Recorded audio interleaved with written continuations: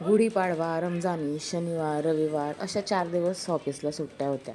मग लांब पल्ल्याच्या दौऱ्यावर फिरायला जाण्यापेक्षा म्हटलं स्वतःच्या गावी जाऊन निसर्गाच्या सानिध्यात राहू. असं जगायला कुणाला आवडणार नाही बरं का.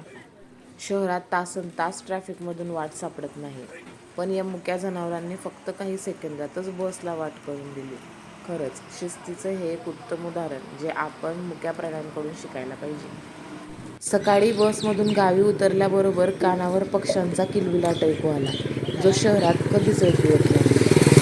शहरातील धकाधकीच्या जीवनातील हरवलेली शांतता आजही खेड्यातील पायवाटांवर पाहायला मिळते. पहाटेचा पक्ष्यांचा किलबिलाट आणि शेतातला ओल्या मातीचा सुगंध हेच खेड्यातल्या जीवनाचं खरं वैभव आहे. जिथे गरजा कमी आणि समाधान जास्त असतं ते गाव. गाव म्हणजे जिथे वेळ थांबते आणि आठवणी रेंगाळतात.